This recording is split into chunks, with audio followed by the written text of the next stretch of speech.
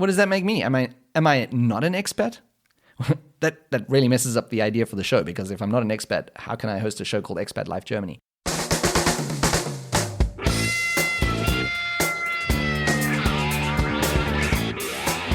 Welcome to Expat Life Germany, and there's no guest this week, it's just me. Just me. I always picture like a whole bunch of disappointed faces whenever I say that in the episode it's just me, but hopefully that's not the case. Hopefully you don't mind me talking to you, because I've got a lot that I want to talk to you about this week. This week, I want to talk about the meaning of the word expat. Seen as though my show is called Expat Life Germany, when I named it, I didn't give that much thought into what the definition of an expat was, what my audience was supposed to be. I just kind of thought, hey, I'm an expat. I know people who are expats. I'm going to talk to expats. I'm going to call it Expat Life Germany. But there's a lot more to it, and I will get to that. I will talk about the definition of expats and how I define expats a little bit later. But before we get there, there's a few things that I want to speak about. And first, I've been meaning to mention a few times now, and on occasion in the past few episodes, I have asked, if you enjoy the show, go onto the Apple podcast platform and rate the show. Give me a review. And believe it or not, I have, as we are speaking now, I have 6 iTunes reviews. And I'm going to read some of them. Actually, I'm going to read all of them to you, because why not? I can do what I want. It's my show. By the way, 5 reviews. 6 ratings, actually. All 5 stars.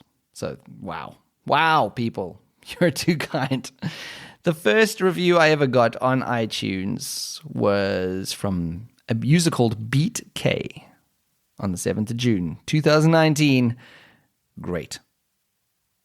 That's the title. Great. And his explanation was, great podcast, very entertaining and funny host. Thumbs up.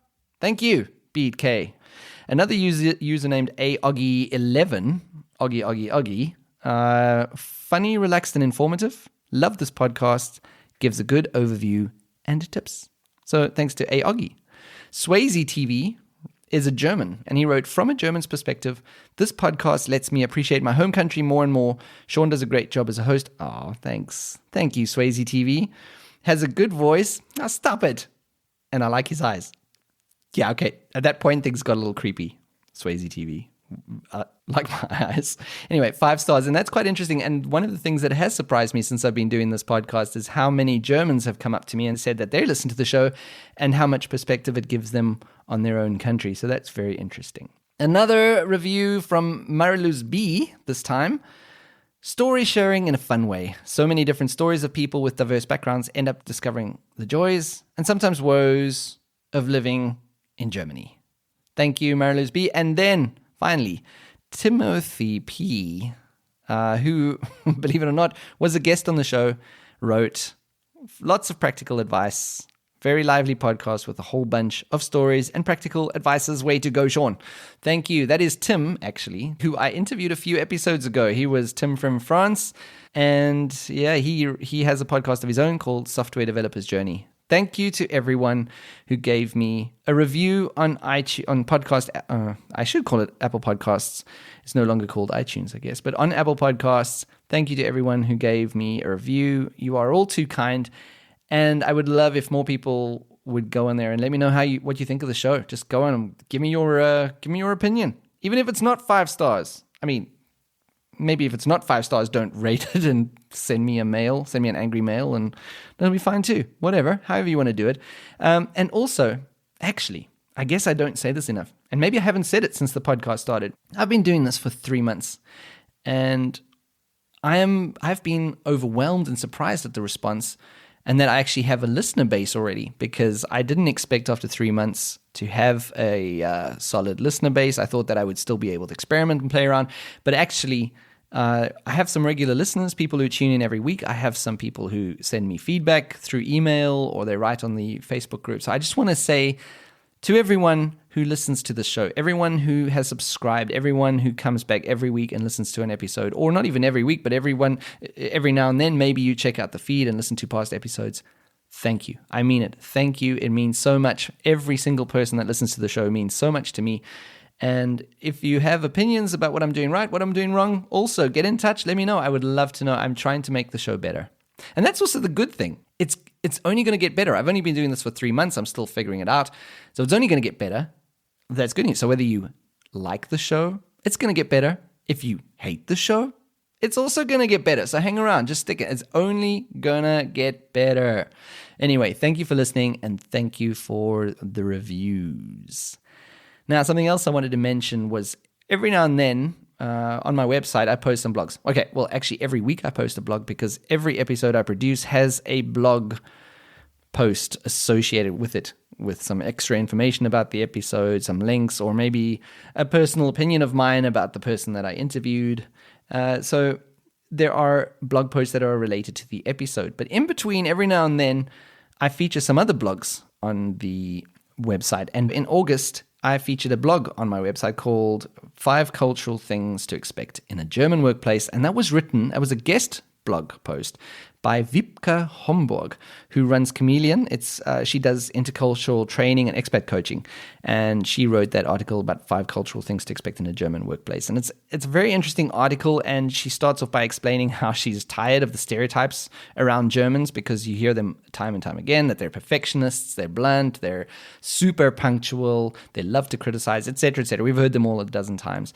But then she goes into some of the cultural truths about a workplace, and she talks about how German workplaces are culturally complex. She talks about German workplaces being task-orientated, and also about something that I value here, the separation of life spheres. And that's also something that people have to get used to when they move here and they start working in Germany, that the Germans have a very specific cut between work and leisure activities. So a lot of the time it will seem like Germans are clock watching, because they'll disappear at exactly 5 o'clock.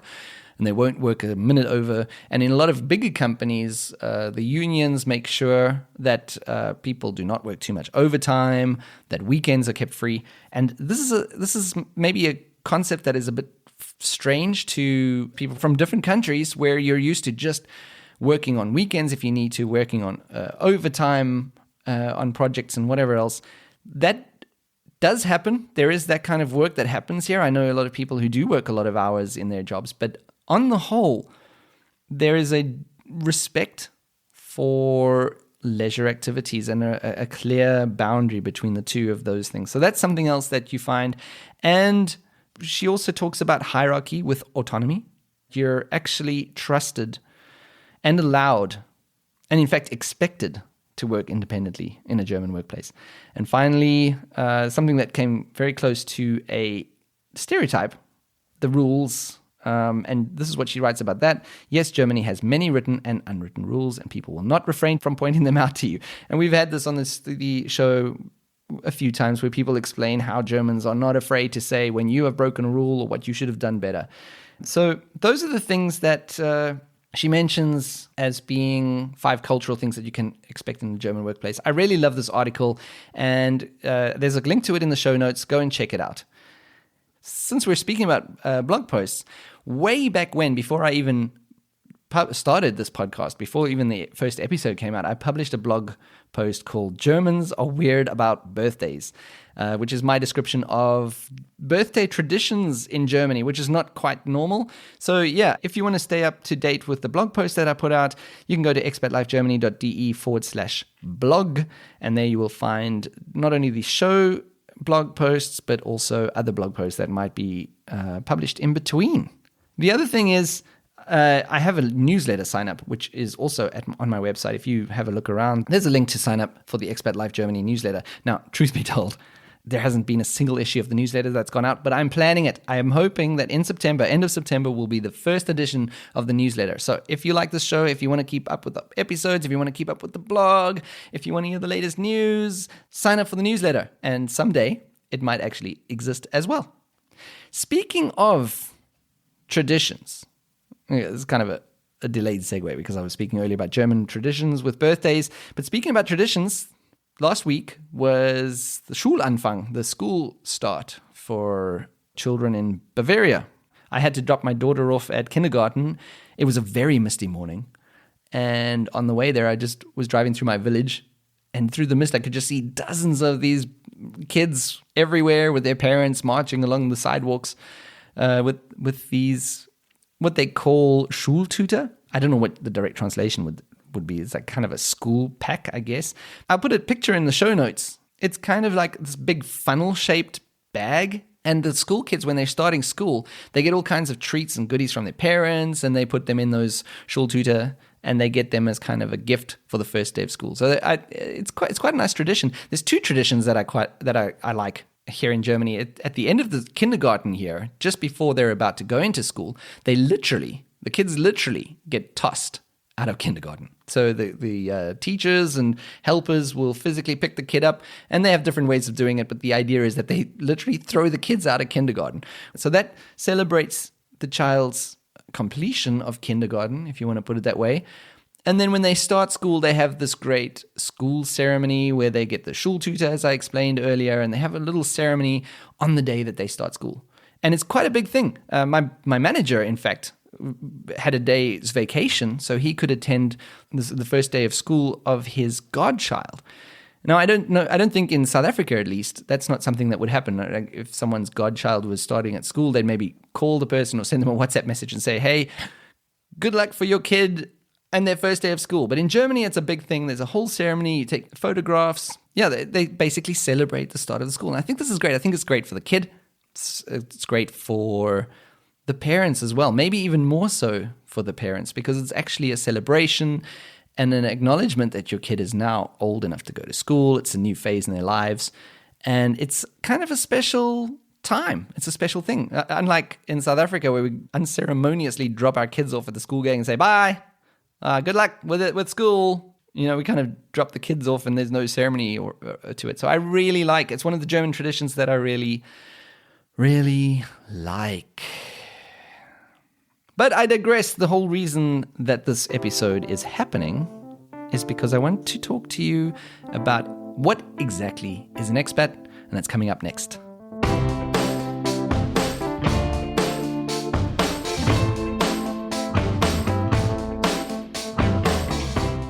What is an expat?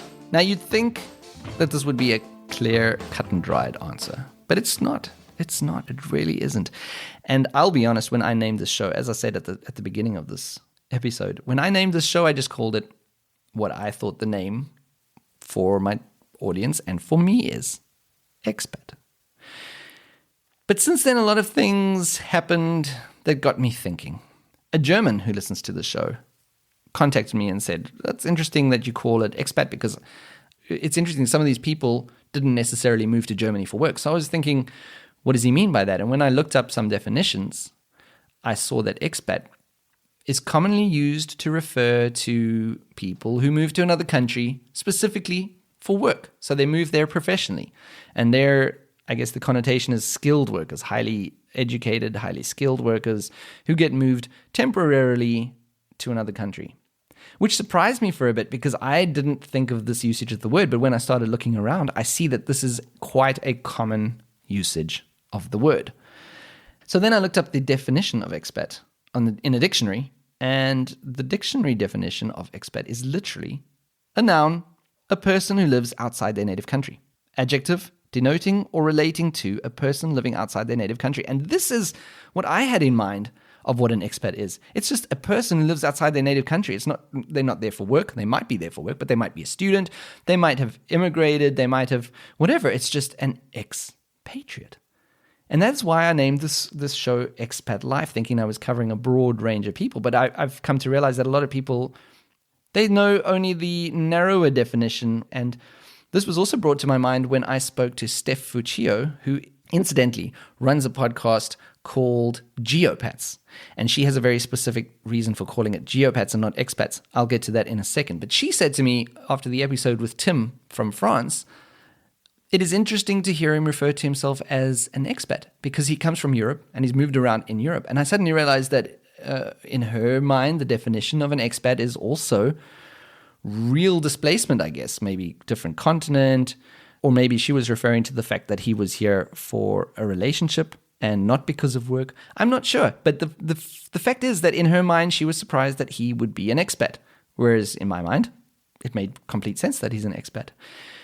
So I had a look at the Wikipedia definition as well of what expat is, and it kind of bases itself on the dictionary definitions. I'll read the introduction paragraph of expatriate in Wikipedia. An expatriate, often shortened to expat, is a person residing in a country other than their native country. In common usage, the term often refers to professionals, skilled workers, or artists taking positions outside their home country, either independently or sent abroad by their employers, etc., etc., etc. However, the term expatriate is also used for retirees and others who have chosen to live outside their native country. Historically, it is also referred to exiles. So this was all very interesting to me because that was closer to the definition of expat that I had in my mind. But it was interesting that in common usage, it refers to professionals, skilled workers, or artists taking positions. So there it comes back to moving around for work. So I guess this is one of the words where language creep has started to set in. So a meaning of a word will change because the common usage of the word is something else that is in the dictionary definition of the word. And traditionally, the dictionary definition is slower to catch up with common usage. We've had that all through the development of English language, where the dictionary definition or the official definition of a word is very often the last thing that changes to reflect the common understanding of a word. So that's all well and good, but then there was another aspect of this. And that aspect is that it has garnered a bit of controversy, the use of the word expat. And the reason is, for example, when you try and differentiate between an immigrant, which is a word that might or might not, depending on what your opinion of this is, have a negative connotation. And when I started reading up more about this, there is something to this. There is a point to this. There is, for example, I think this was in the Wikipedia article. I can't remember where I saw this article, but I saw it somewhere. Let's say there is a British person who is living in Spain. They would be called an expat. But if there is a Spanish person living in England, they might be referred to as an immigrant. And this also raised the question with me, how much of this, I mean, we all know that language can be loaded, like male-centric language or all kinds of other language that we're now trying to rectify through, I guess people becoming more woke, to use the term that the kids use. Everyone's so woke now, and you can't say anything. But there is an element of truth. We might have a very racist slant or a very sexist slant to the language that we use, simply because that's the way it has been for decades, and it's time to change it. So this could be one of these situations where we have some kind of prejudices being implied between expat and immigrant or migrant.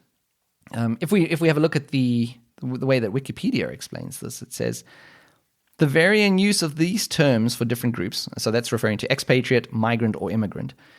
The varying use of these terms for different groups of foreigners can thus be seen as implying nuances about wealth, intended length of stay, perceived motives for moving, nationality, and even race. This has caused controversy, with many asserting that the traditional use of the word has had racist connotations. So what I thought was just a name for a podcast turns out to be quite loaded. To come back to Steph Fuccio, who's talking about the terminology that she uses, in other words, geopat. She writes in a blog on Medium, which I will also link in the show notes, when I created the term geopat a couple of years ago in one of my podcasts, I did so not as a way to judge business expats, immigrants, migrants, or any other population that would fall under another living outside of a passport country term. I coined this term in order to try and understand my own geographically varied adult life and to identify more people with similar experiences. Another site had an interesting article. The site's called settleinberlin.com, and the article is called Expat or Migrants, How Should We Call Ourselves and Why You Might Be Wrong. And it's a very good article. I highly recommend it. Also linked to below. And I like the at the end, his conclusion is, some of you reading these lines might simply not care about this debate. Some will argue that this debate is probably not so important after all. It, however, raises interesting issues on measuring how we approach immigration. Undeniably, we are biased, and those words convey the bias too. So while we don't need to put ourselves in boxes, and we might live different lives simultaneously, being aware of it is probably a good way forward. And I'm very much aligned with this paragraph that Sebastian from settleinberlin.com has written, because what he is saying is we should be aware of it. We should be aware of these differences, specifically when it comes to anything that implies a certain status or race or maybe some kind of political slant, difficult issue to talk about, but we should be aware of it. We should be aware of the loaded language we're using. And then it came to a question of me. Obviously, when I was pondering all of this, as I have been over the past few weeks, it came to the question of, what does this mean for me and what does this mean for the show? Now, for me, it's interesting because I've been in Germany for 12 years. I've got German citizenship. I was once an expat. Am I still an expat? Am I? What am I? Am I an immigrant because I've literally immigrated to Germany from South Africa? Somehow I still see myself as an expat because I've a lot of the same daily feelings and emotions that an expat might have, because I still feel like an outsider here. I don't feel like a German. I feel like a tourist sometimes. So what does that make me? Am I not an expat? That really messes up the idea for the show, because if I'm not an expat, how can I host a show called Expat Life Germany? All of this was going through my mind, and I actually had some thoughts of maybe I should rebrand the show, because what I've always wanted this podcast to be is not specifically an expat show, but more about Germany. And it comes down to this. I love Germany. I love the country. I love the culture. I love the people. I love the language, even, believe it or not. I mean, that's why I decided to stay here. That's why my family decided to stay here. There are a lot of other things that factored into the decision, but that's essentially why. We love it here. We love Germany. And that's what I wanted the show to reflect, was this love that I have for Germany, but specifically from an outsider's perspective, from someone who wasn't born here, who didn't live most of their life here. This is the perspective that I have of Germany, and I wanted to get the perspective of other people. And I didn't necessarily want to only focus on skilled people from specific countries. I wanted to get the idea of all kinds of outsiders and foreigners and immigrants and migrants and expats and all kinds of things. I wanted to get their perspective and their feelings of Germany. And that's why I got to thinking, should I rebrand the podcast? It's an answer that I'm not fully decided on just yet. I'm still going through it in my mind. But I think the important thing is for me to define the show as I see it. And as I said, that is the view of life in Germany, the German experience as such, as seen through the eyes of not just expats, but migrants, outsiders, tourists even. I have an episode coming up in a few weeks with someone who lives in the United States of America. He's not even an expat here, but his life is intertwined with Germany. Germany is such a part of his life that I found it fascinating, and that's why I interviewed him to discuss Germany's impact on his life, even though he's not an expat here. That's the kind of thing that I want for this show. I'm looking at Germany from an outsider's perspective. And that is the definition of expat that I will put into this title. I'm aware of all the loaded language it carries. I'm aware of the fact that there are different definitions in people's minds about expat and what it means. But my definition is anyone who is living outside their country, and this podcast wants to get their emotions, their feelings, their reactions, and their opinions of Germany. That's it. That's what this show is about. And I would love to know what you think about this. Do you think this is loaded language? Do you think it matters? Do you think this is a debate that we should be having? Do you think that I need to rebrand the podcast, for example? I would love to hear your opinions. So join the Expat Life Germany Facebook group, or send me an email at expatlifegermany@gmail.com and let me know your opinions. I would love to know your thoughts about this matter. So that's that. That's what I wanted to talk to you about this week. I wanted to define the show. I wanted to define the word expat and the way that I'm using it in this show. Before I get out of here, I want to tell you some very cool news. What you might not know, but you probably do. I think if you're a podcast listener and you're interested in expat life in Germany, you probably know that there is another expat podcast in Germany called the Expat Cast, run by Nicole. And it's a great show. I've listened to it a lot. She has a great way of getting good information out of her guests. And when I was starting my podcast, I came across her podcast and I was like, oh, wow, we're doing the exact same thing. Her focus is a little bit more on general expats than just on German expats. But of course, she's living in Germany, so the focus is very much on German experiences, her German experiences, and so on. But here's the thing. When I contacted her in the beginning, I didn't know how she would respond. I was, I'm kind of the new podcast doing something very similar to what she's doing on her podcast. And I thought, well, would she have reservations about this? Would she have hard feelings? But I got in touch with her and she couldn't have been nicer. And we've had great contact since then. We've had chats about podcasts. We've had chats about all kinds of things. And it's really been great how open and friendly she's been. And the great news is I'm going to be on an episode of her show, and it's going to be coming up this week on Expat Cast. It's going to be my episode. I don't know what it's called yet, but what I can say is go to her website. I will link to it in the show notes, and subscribe to her podcast, and you will hear more Shaun in your ears on her show. And stay subscribed, listen to her older episodes. There's a lot of good stuff there. I can highly recommend it. That is coming up this week. So listen out to Expat Cast and hear my interview with her. And at some point in the future, hopefully in October, she will be coming on my show, and I'll be interviewing her on Expat Life Germany. So I'm looking forward to that. And that's it. I think we're done here. I think we can get out of here. So thank you for listening. Next week, I'm going to be talking about parkrun in Germany. I'll talk to you then. Auf Wiederhören.